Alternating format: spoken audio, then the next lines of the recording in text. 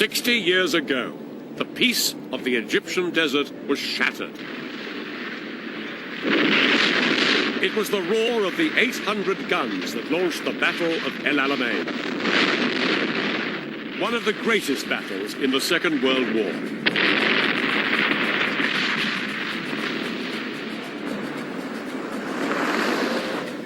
The commanding generals were not much younger than I am, and most of the soldiers were in their 20s, like my son, Dan. He had to push them forward to try and smash Monty's attacks. He had no choice. Together, we've come to the Western Desert to find out what it was really like for the men who fought here.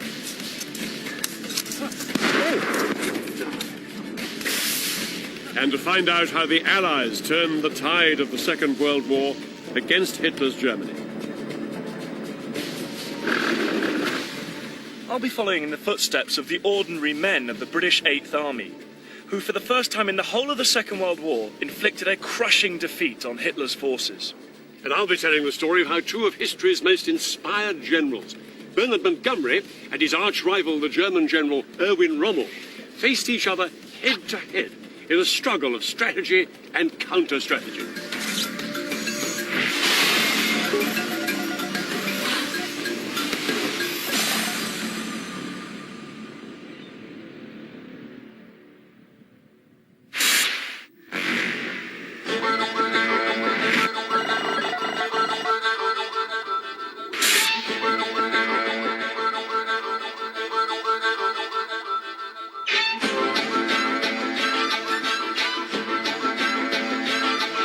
By the summer of 1942, Britain and her allies were in deep trouble.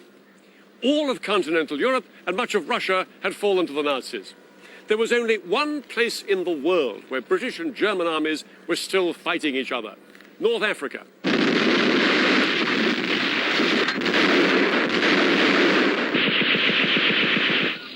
Hitler's army was now surging towards the Suez Canal. Beyond it lay the oil fields of the Middle East. Without this canal and the oil beyond it, Britain would be starved of fuel, and one of the world's most vital strategic arteries would be in Hitler's hands. The loss of Suez could have been the prelude to losing the entire war.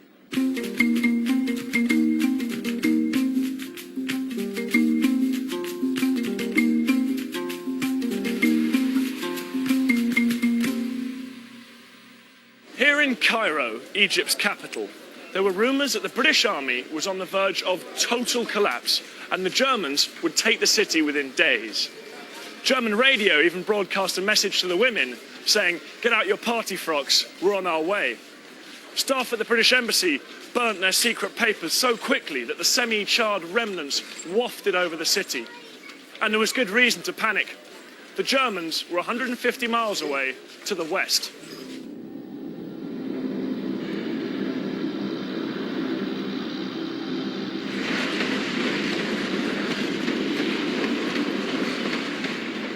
This is where the British army decided to try and stop the Germans and their Italian allies in the desert, around the insignificant railway station here at El Alamein. It was Britain's last-ditch stand in North Africa. The Desert War had been going on for 2 years, and fighting had seesawed backwards and forwards along the coast of North Africa. By July 1942, the fast-moving tanks, or panzers, of the German-Italian army had chased the British 8th Army all the way back to El Alamein. The British commander at the time, General Auchinleck, had chosen the best possible ground for his final defensive bid. It's the narrowest strip of desert on the entire North African coast. To the north, the sea. To the south, an impassable quagmire called the Qattara Depression. It was a perfect bottleneck, and it gave Rommel little scope to use one of his favourite manoeuvres, a lightning-fast swoop around the south side of the British line.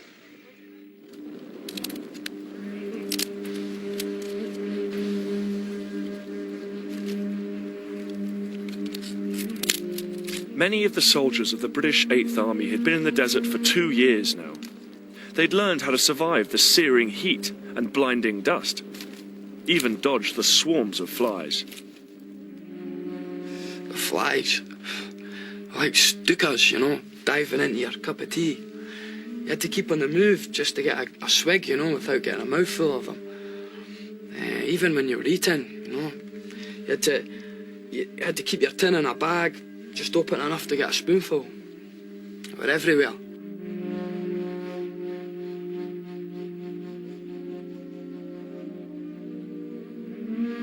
Desert life may not have demoralized the soldiers, but many were beginning to wonder if they were ever going to win the Desert War. To make matters worse, some of them wondered whether any of their generals were as good as Rommel. Well, the problem we had was there was no firm direction from the top. You know, we'd get switched from one formation to another, sometimes without any warning. You start to lose respect, you know, it tires you out. Now, Rommel, that was a different thing. We respected him and his tanks. We had nothing to match him. Well, you won't hear any criticism about him from me. A great general. Very astute. We had a lot of respect for him. We wanted someone like him, someone that could lead us into victory. He was a good general. Rommel wasn't just admired by some of his enemies. He was the toast of Hitler's Third Reich.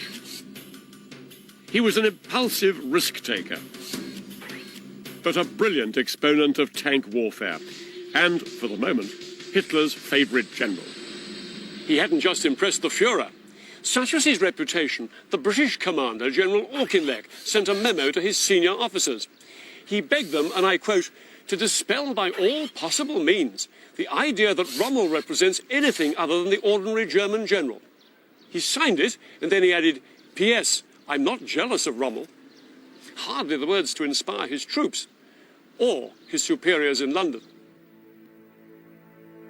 The British Prime Minister, Winston Churchill, was so worried about the state of the Desert War that he flew out to Egypt to shake things up. By August 1942, he was desperate for a victory. The war had been going so badly, he'd faced a vote of no confidence in Parliament. Churchill wrote later how shocked he was by the sense of defeatism, uncertainty, and bafflement he found in the desert. We were heading for disaster, he wrote. Men looking over their shoulders to make sure of their seats on the lorry out. Churchill returned here to the British Embassy in Cairo and sacked Auchinleck. The man who was to replace him was to transform the fortunes of the Eighth Army. He had a fearsome reputation, boastful, conceited, yet with an infectious self-confidence. He was to grasp the Eighth Army by the throat and shake it into decisive action. His name was Bernard Montgomery. Within hours of arriving in Egypt, Monty was scathing about what he called gross mismanagement, faulty command, and bad staff work. He took command himself 2 days before he was supposed to. This was the final insult for Auchinleck, who no doubt agreed with one description of Montgomery, as quick as a ferret and about as likeable. The men first saw Montgomery when he came to look around the front line a few days later. He wasn't a particularly impressive sight, a slight man with a weasel face and a tinny voice, and the pale skin of a desert newcomer. They'd seen generals come and go, but this one was different. He knew how to work a crowd. When Monty first arrived, we thought, here we go, just another pommy general, but Monty was different. He was confident and he was cocky, and that did wear off on the troops. The great point to remember is that we are going to finish with this chap, Rommel, once and for all. It'll be quite easy. There's no doubt about it. Well, Montgomery had a sort of a funny, high-pitched voice, but what he said made sense. He spoke to the men, and that was unusual, to have a general coming in, actually telling the men what the plan was going to be and how we were going to win the battle. Oh, we'd had a lot of commanders at that stage, but with Monty it all seemed a bit more organised from the start.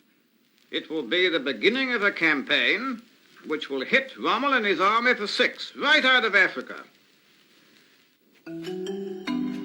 Montgomery set up his headquarters on the beach and instantly sized up the situation. Before he could mount any attack, his priority had to be to hold the Alamein line against the offensive he believed was imminent. He was right. Rommel was about to launch his final bid to seize Cairo and the Suez Canal. Rommel's plan was to try and surprise the British with a right hook. He would order his tanks south to smash through the British lines here and then strike north to isolate the 8th Army from its base.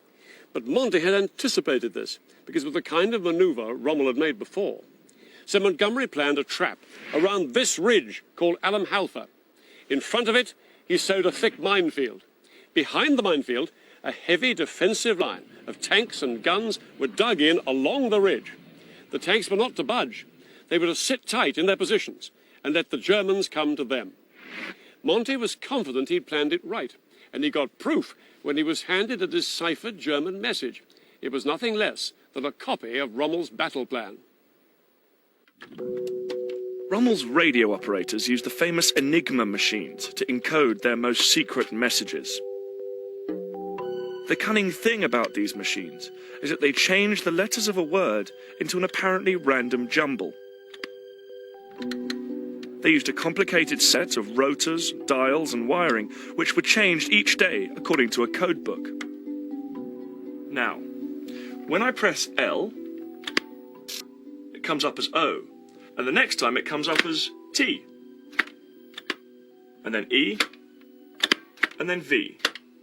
There are 150 million different ways to set this machine up. No wonder the Germans thought their codes were totally secure, as without this code book it would be impossible to decipher. Or so they thought. What Rommel didn't know was that the British were reading his messages in a country house in southern England.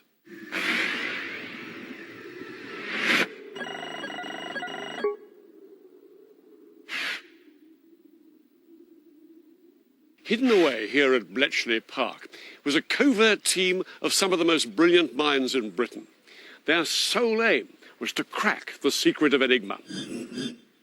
Their genius, and a little bit of help from captured Enigma machines, meant that by the summer of 1942, they could decipher top-secret German messages almost immediately. They called this information Ultra. Ultra gave Monty a massive advantage. He not only received Rommel's battle plan, he also now found out a great deal about Rommel's supply line as well. With this information, the Royal Navy and the Desert Air Force knew when and where to strike. Rommel's supply line became his Achilles heel. By August 1942, only 1/3 of what he needed was getting through, and his petrol stores were getting dangerously low.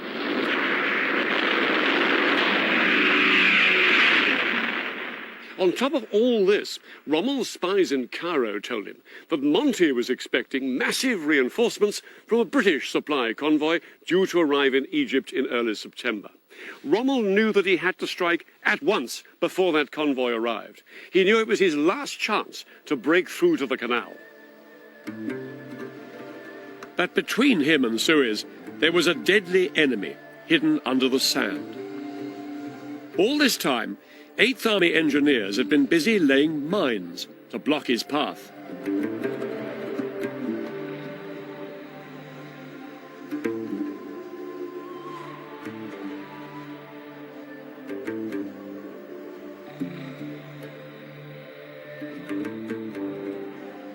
Montgomery had also repositioned his armour and men.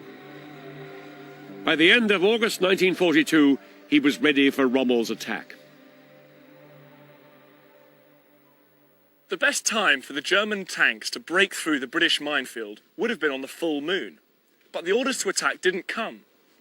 What they didn't know was that they couldn't attack yet. There wasn't enough fuel for the sweeping offensive that Rommel had planned. 4 nights they waited. It was only when a fuel supply vessel was scheduled to arrive in port the next day that they were given the orders to move.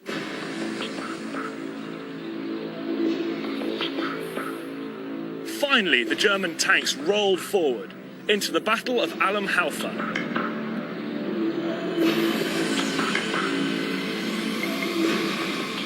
Monty was actually asleep at his headquarters on the beach when the attack was launched. He was so sure of the trap he'd set for his opponent that when he was woken with the news, he just mumbled, "Excellent, excellent," turned over and went back to sleep. The Battle of Halfa was a spectacular prelude to the Battle of El Alamein 2 months later. it unfolded almost precisely as Monty had anticipated. Rommel did try to sweep his tanks round the south, but almost immediately they ran into trouble. The British minefield was far deeper than Rommel had expected and slowed the panzers down to a crawl. Dawn found them still floundering through the mines, sitting ducks for Monty's Desert Air Force. His bombers picked them off one by one for 6 hours without a break. Gone was Rommel's dream of a surprise attack. With fuel running low, he abandoned any attempt to thrust further east and ordered his panzers to strike north, directly towards the Halfa ridge. They were under constant bombardment as they approached, but then Rommel finally had a stroke of luck. A sandstorm blew up, and the German tanks advanced under its cover towards the ridge.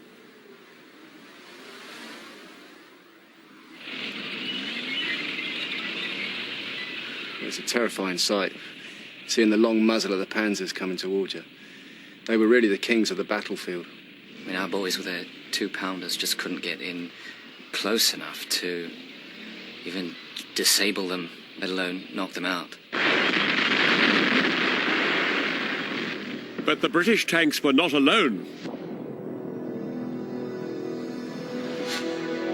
There was a coordinated attack from the air, and that attack was massive. Over the next few days, the Desert Air Force flew nearly 3,000 sorties.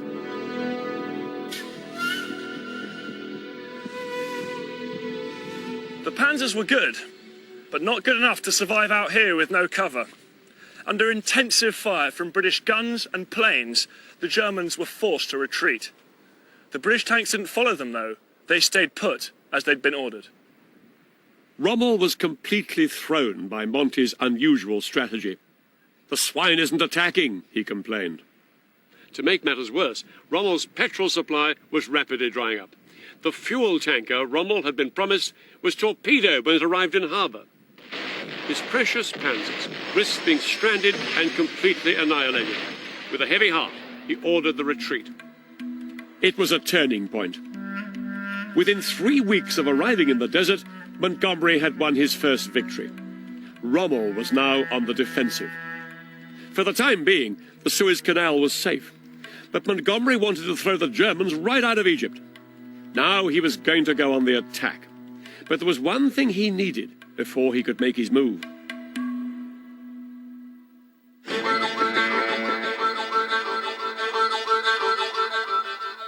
As the Battle of El Alamein raged, a convoy of ships slipped into the Suez Canal. They had come 13,000 miles to deliver a new secret weapon that was to change the face of the desert war. It was so hush-hush, that stage, that we had to refer to it as a swallow. It was a court-martial offence to call it a Sherman. So, I think God only knows who that was supposed to mislead. But Montgomery was sent 300 of the new American Sherman tanks.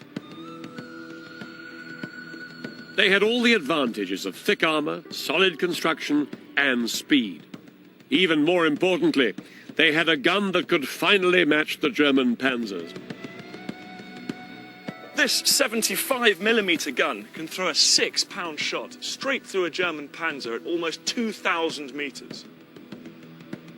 On the downside, it runs on petrol, not diesel, so one hit on your fuel tank and you're up in flames. No wonder the Germans used to call them Tommy cookers. There'd have been 5 men in here and 100 shells stacked up in boxes. It would have been hot and cramped. And the worst thing is, sitting in here, you realise if it was hit by a shell and burst into flames, there'd have been very little chance of getting out in one piece. Had begun. Both Montgomery and Rommel knew the decisive battle was approaching.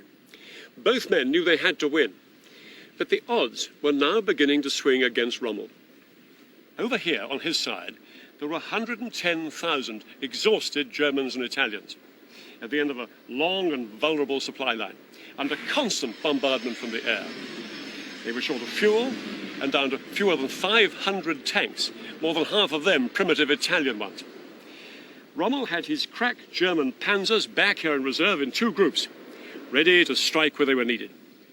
But he had another trump card. Between him and the British, he laid hundreds of thousands of mines to create a lethal barrier up to 5 miles thick, nicknamed the Devil's Gardens. He knew his only option now was to sit tight and wait. The picture from the British side was far healthier. Montgomery had a short and safe supply line, more than twice as many tanks and nearly twice as many men as Rommel. His was a truly Commonwealth army.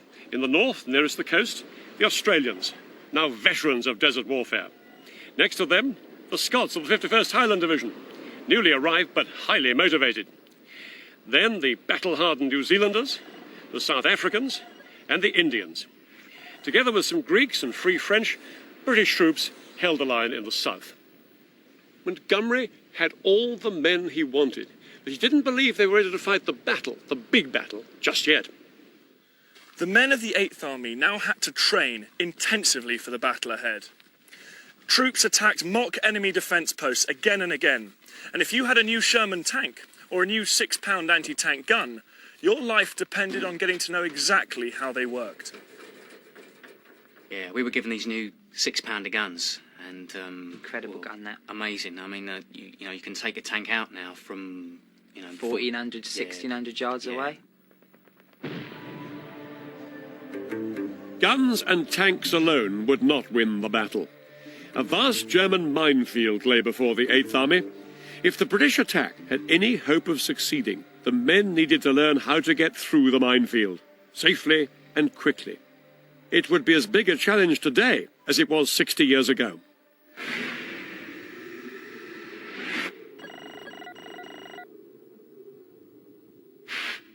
The way we do it today is it's a prod at an angle of about 30 degrees, and we aim to prod down to about 75 millimetres every 25 millimetres. So that's just about every knuckle. Goodness me, how long would that take? The planning figure is a metre a minute. A metre a minute. So would the soldiers of the 8th Army have been in the same position as you then? No, the drill we use today has evolved from what they did in El Alamein. We'd use our sword, what we call like a bayonet, and we'd like just prod around under the ground, just exposing what we'd find, like the mines. Yeah, because they're anti-tank mines, so you know, you know, if you touch it, it's not going to go off. You're going to have to give it a real old prod, so you can find them with your sword.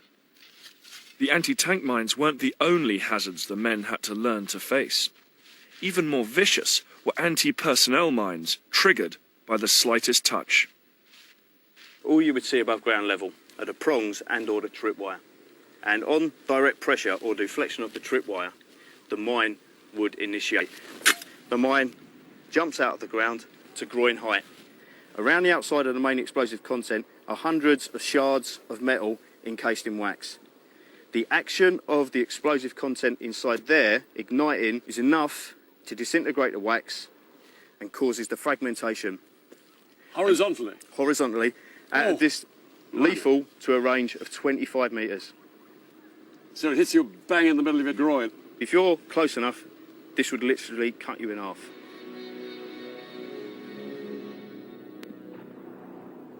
With this essential training underway, Montgomery's preparations for battle were progressing steadily ahead.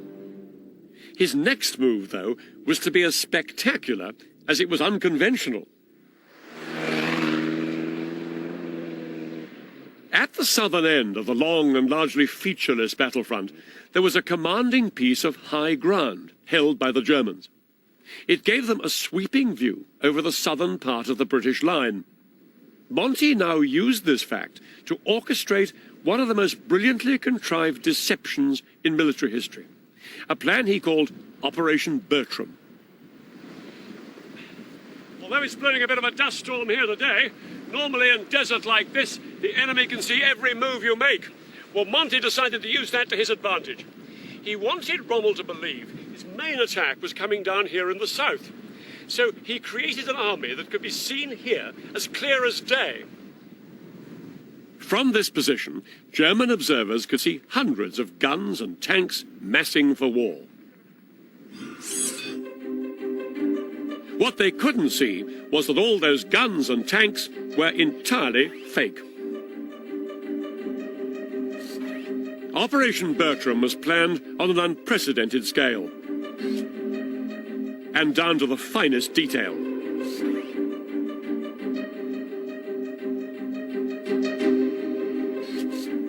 To make it look like any attack wouldn't come for weeks, they even built a dummy water pipeline at a snail's pace. But creating this false army was only half of Monty's plan. If he was going to make Rommel believe the attack would come in the south, the real threat, Monty's main strike force in the north, had to disappear. Here's the problem. 1,000 tanks like this, sticking out like a sore thumb in the middle of the desert. The challenge for the camouflage experts was to make them vanish. Okay, Dad, up we go. They tried using simple frameworks of metal tubes and hessian that took just a few minutes to assemble. Okay. Kind of kicks in this little slot here. Yeah, towards me. In she goes. Okay, there. That's in. Okay, Dan. Once erected, an 8th Army tank was supposed to look like a harmless lorry.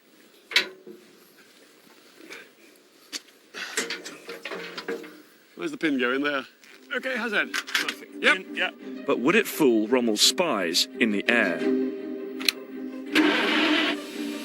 Montgomery sent up his own air reconnaissance to see if there were any design flaws that would give the game away.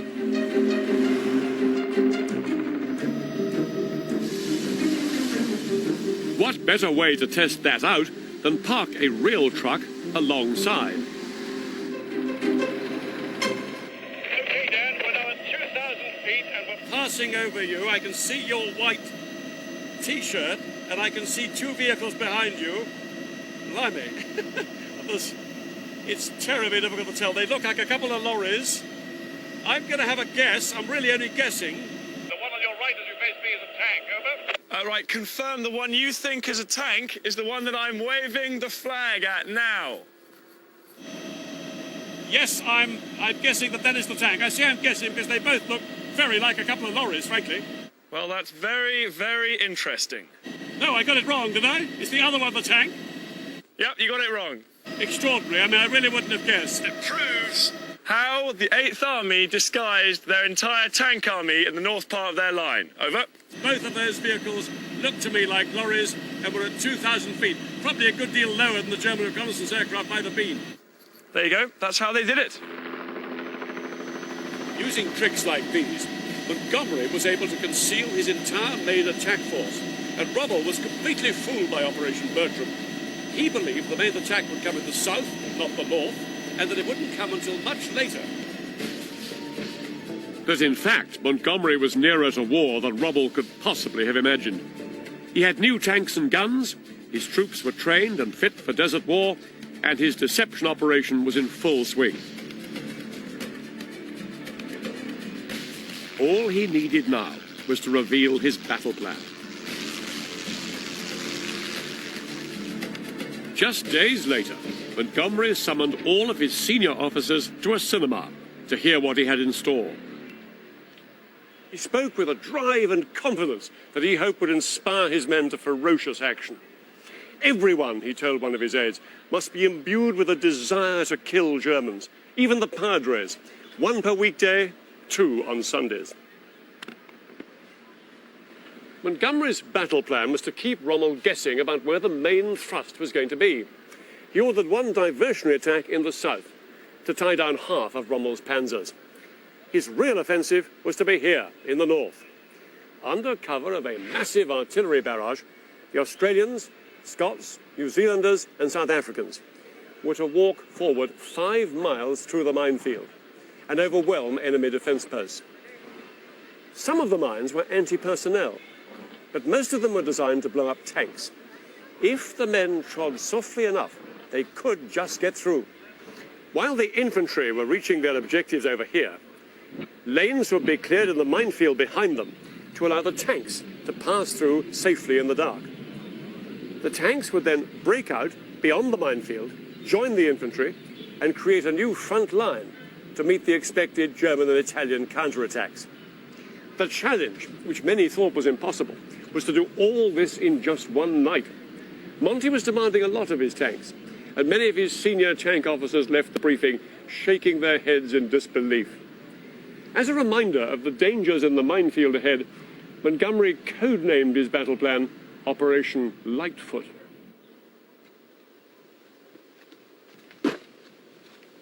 The night before the battle, under cover of darkness, 150,000 British and Commonwealth troops moved to their forward positions along the length of the front. The big deception operation was still on, so they'd been ordered to hide in those trenches for the entire day. It was the longest day of my life. We couldn't be seen, so we couldn't move out of the trench. We were just stuck down there like rabbits in a hole, just cramped in the trench all day. It was hot as hell. The flies were absolutely tormenting.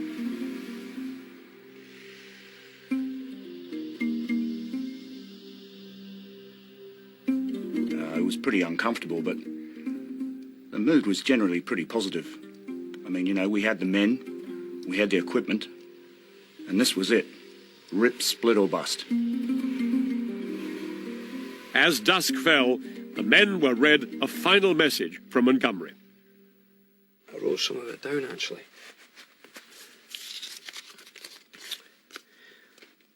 All that is necessary is that each and every officer and man should enter this battle with the determination to see it through, to fight and kill, and finally to win. If we do this, there can only be one result. Together, we will hit the enemy for 6 out of Africa. Pretty good stuff.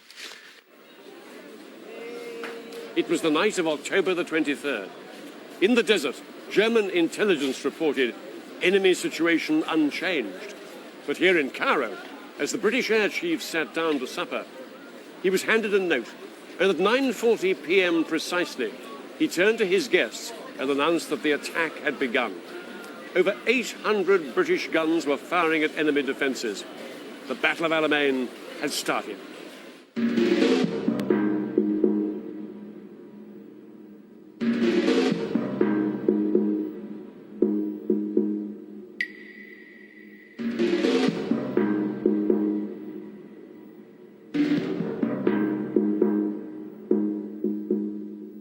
If you can imagine the entire line of all the heavy guns behind us open fire at the same time, it's just the most horrendous, deafening sound that you've ever heard. Yeah. And the noise was so loud, I heard that the gunner's ears bled. And when the shockwave hit me, I felt like the top of my head lift off. I remember thinking, if this is what it's like here, what must it be like on the receiving end? But the other half of me was thinking, give them hell.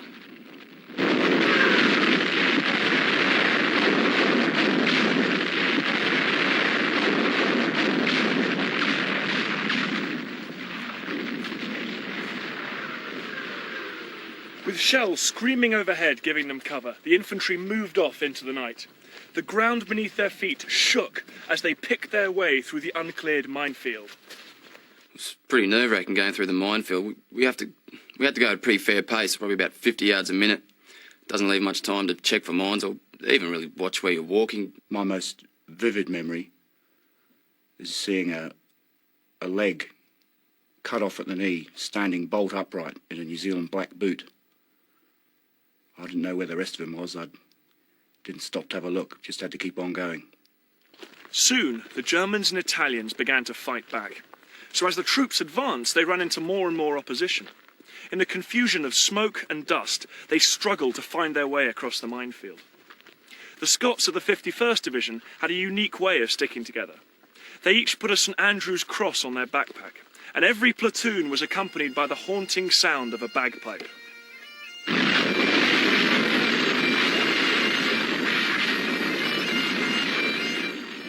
You could hear clear as day, the pipes, and you know, that's important for us, Scots. You know, that's everything to us. You know, it's not just anyone coming, it's a Scotsman coming. The infantry kept on pushing forward, mile after mile, attacking enemy posts wherever they found them. But back at the start line, the tanks had yet to make a move. This whole area is one of the biggest minefields in the world. It's still full of anti-tank mines like these. In order for the tanks to get through, lanes had to be cleared. Right.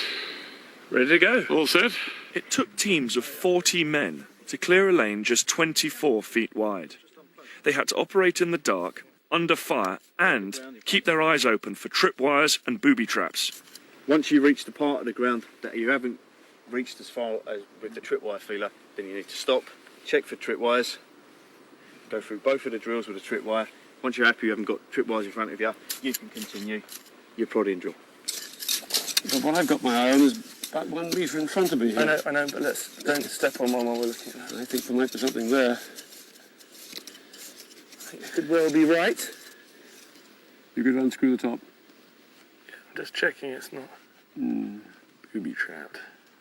When you find the mine, expose it, find out what wires are going, but don't cut them because you don't know, as you say, you don't know where They'd it's have it gonna all lead. linked up with, instantaneous fuses and whatnot up to like an anti-tank mine and an Air Force bomb. So if you can imagine, if you were to hit one of those, the whole lot goes.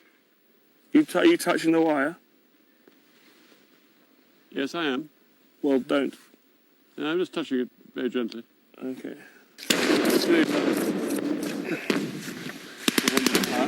Yeah, glad we're on the ground. All you do is keep down and keep at it. That was really quite something. Very challenging. But when you think of the distance those guys had to walk forward at El Alamein, how far have we done, do you reckon? Very little. Yeah. Probably in the 45 minutes you've been out, you probably managed to complete just over 30 metres of it. 30 metres? And they had to go 5 miles to clear those tank lanes? In one night. Yeah.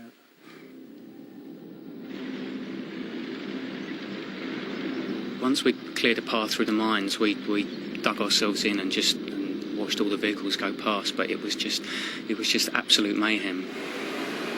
Throughout that first night, the mine clearance teams had been hard at it. But all the 8th Army traffic had to pass through lanes just 24 feet wide. There were squadrons of tanks and a whole fleet of supply vehicles and ambulances scuttling to and fro. A traffic jam was probably inevitable, but that made an easy target for the German and Italian gunners. And soon the narrow lanes were blocked with burning vehicles. Quite frankly, it was a mess. Each regiment formed into a long line of tanks that would travel up through the lane that had been cleared in the middle of this minefield. But the problem, of course, is that by daybreak, we still weren't through. And by then, we were sitting ducks.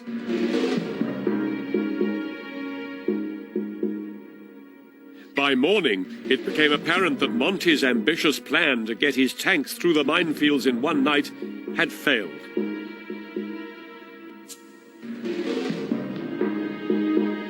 Many tanks were forced to pull back.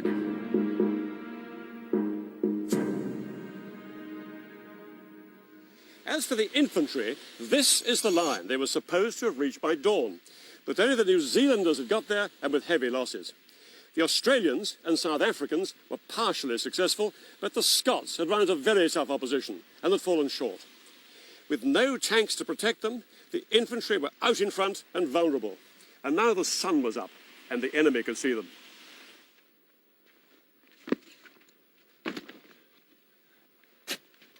Without the protective cover of darkness, the priority for the men was to dig in wherever they found themselves, to try and avoid the hail of fire from enemy positions. In some places, the ground was too rocky, and the shallow holes hardly gave any cover.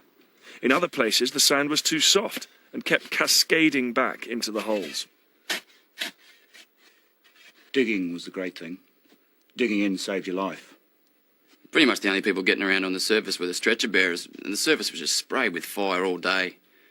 And those stretcher bearers did an amazing job.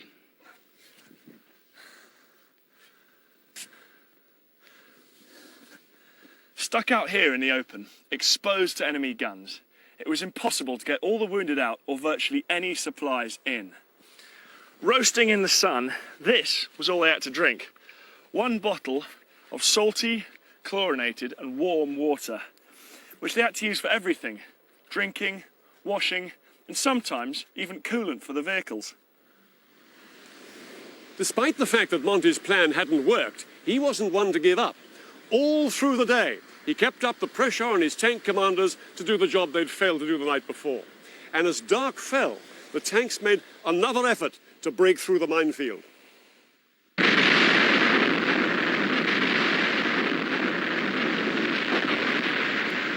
But this time, the enemy were expecting them and rained shells down upon the crowded vehicles.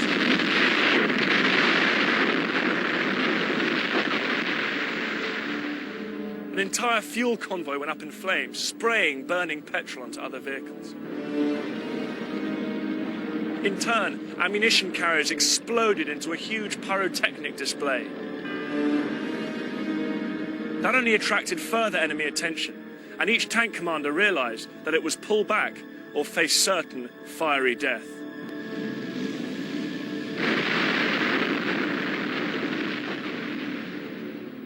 Monty's chief of staff woke him to report that the second night looked like turning into an even bigger mess than the first. Monty was furious, and in the early hours he summoned his top tank commander, General Herbert Lumsden, for a conference. Lumsden was an aristocratic cavalryman of the old school. Montgomery, the abrasive newcomer, bent on change. The two men disliked each other intensely, and the atmosphere at that meeting soon turned sour. "If you and your commanders aren't ready to break out," said Monty, "I'll find others who are."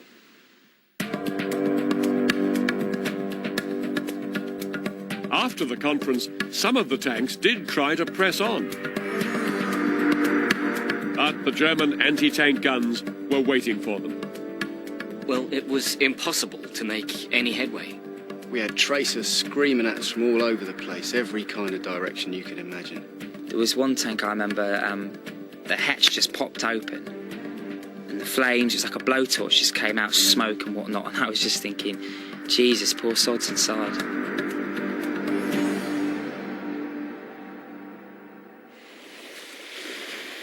Montgomery decided to give up on Operation Lightfoot. It was never going to win him victory.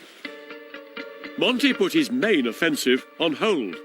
He pulled back the New Zealanders and some of his tanks to regroup. His decision reached Churchill in London. The Prime Minister thought victory was slipping away, despite all the backing he'd given Montgomery. "Monty's allowing this battle to peter out," he exploded. For the soldiers on the front line, the fighting was far from petering out. In fact, the infantry was still very much in the thick of it. Up and down the line, vicious battles flared up as the 8th Army tried to grind down its enemy. One of them soon became a legend. It was fought here on this spot, nicknamed Snipe. 300 British soldiers found themselves cut off and surrounded by enemy tanks. Time and again they were attacked, but they fought back with dazzling effect, knocking out German and Italian tanks one by one.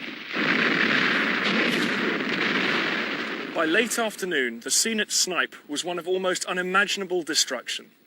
The dead and wounded lay everywhere from the countless attacks by enemy tanks. After nearly 24 hours slogging it out, the survivors struggled back to the safety of the British line. A handful of men had destroyed or damaged over 50 tanks.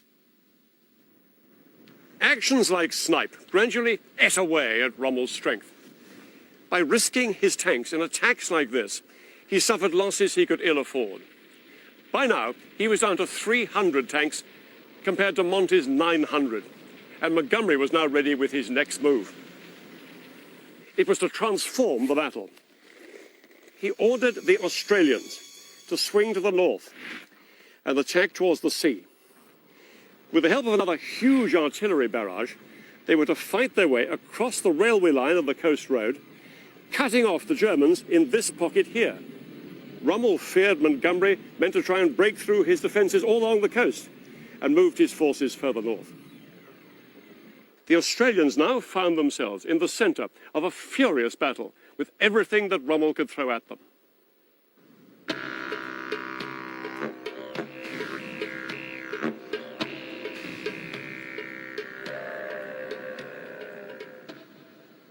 This area was the main focus of the Australian assault, and stuck right in the middle of it all was this building that the Germans had turned into a medical post. The Aussies captured it and the doctors inside. As it turned out, the Aussies would need all the help they could get. Their attack met with frenzied resistance, and casualties were appalling. Some units virtually ceased to exist.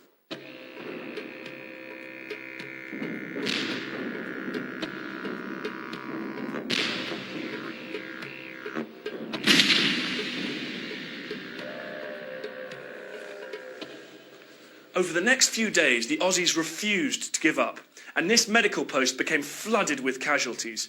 Shells burst all around the building, and in here, doctors carried out emergency amputations.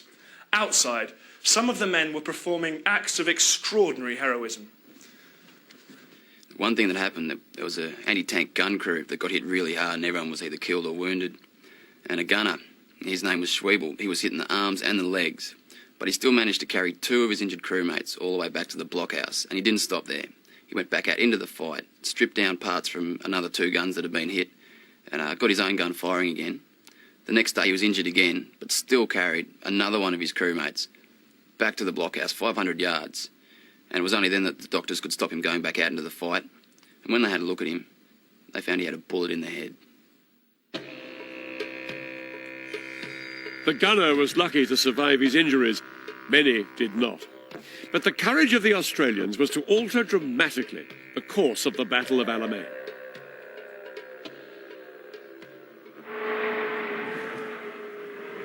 The Australian thrust was so effective that it totally absorbed Rommel's attention.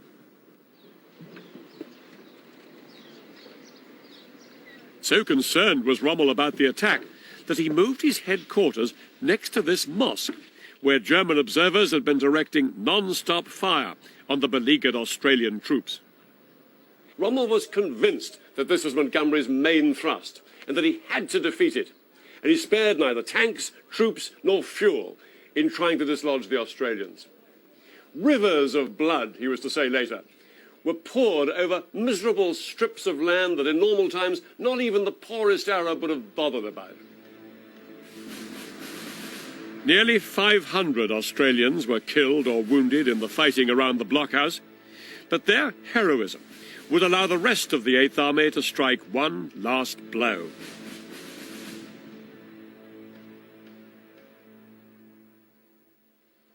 After 9 days of fighting, Montgomery again had the upper hand, and he intended to capitalize on it. This time he was determined he would see his rival kicked out of Egypt once and for all. Rommel was now completely preoccupied up here in the extreme north, and Montgomery now prepared a killer punch further south to create a hole in the German defences. He called it Operation Supercharge. British and New Zealand infantry were to fight their way forward, again clearing lanes in the minefield for tanks. Then the tanks were to take on this line of powerful German anti-tank guns strung out along this track. This time, Monty was not prepared for failure. He told his tank commanders to accept 100% casualties. Well, that was the plan. But once again, it relied on the tanks to pull it off. Once again, it didn't go smoothly. At 1 a.m. on November the 2nd, opt into action. British tanks of the 9th Armoured Brigade were now ordered to take out these guns. Their commander, John Curry, knew he was on a near suicidal mission. But if his brigade could just reach these guns while it was still dark, then they might just avoid annihilation.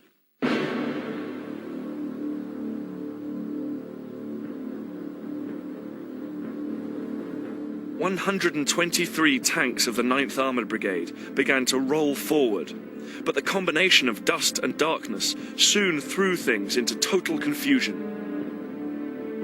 Well, I heard one battalion got lost. I mean, in the dust, I can quite understand. You can't see anything. You got the officer shouting to you through the intercom, but half the time he can't see anything himself.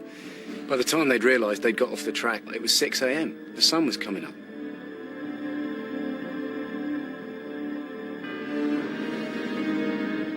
As the sky lightened, the tanks lost their cover and became clearly silhouetted against the horizon. Now the enemy could see them and opened up a devastating fire.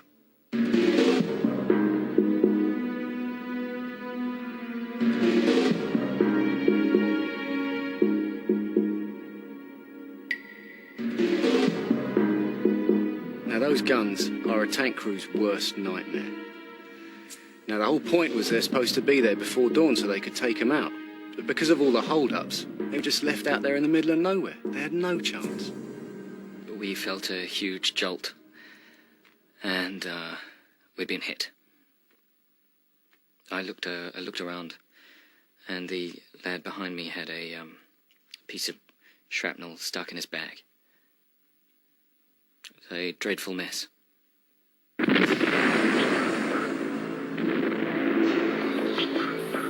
Curry watched helplessly as his tanks were picked off one by these German guns. More British tanks should have been following closely behind, but they were nowhere to be seen. The charge of the 9th Brigade was stopped in its tracks. The outcome of Operation Supercharge hung in the balance. Curry's tanks were alone and exposed, the terrible pounding destroying nearly 3/4 of his brigade.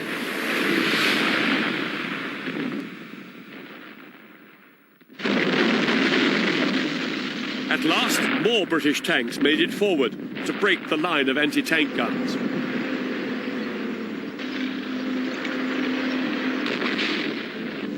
Now, Rommel decided to throw all the tanks he had left into a last desperate bid to win the Battle of El Alamein. The British and German tanks slogged it out the entire day, but the Germans were now hopelessly outnumbered.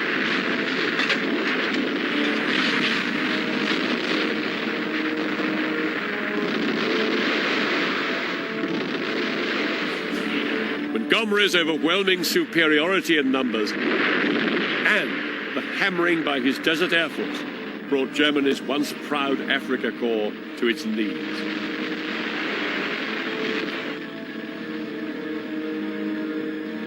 By November the 2nd, Rommel knew he was beaten. He sent a message to Hitler that he was withdrawing to save what he could of his army.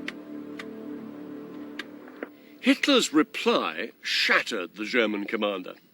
The Fuhrer said, "There can be no consideration other than to stand firm and to throw every gun and every man into the fight. You can offer them no path but to victory or death." Rommel was stunned. Hitler had failed to give his army the support and supplies they needed. Now he was asking them to dig their own graves.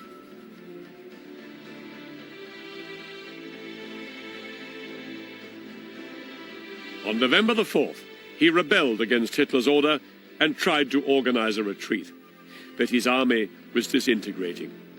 Very soon we started seeing figures appearing from in front of us with their arms up. Germans and Italians surrendering. Yeah, that was a terrific sight.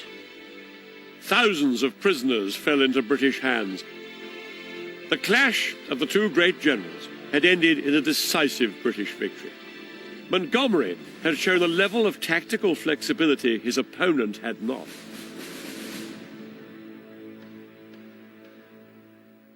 Rommel repeated his mistake of exposing his tanks in all-out attacks. In the end, it all came down to a numbers game. Montgomery could afford to lose the tanks, Rommel couldn't. Had begun the retreat that ended with Hitler's fall 3 years later.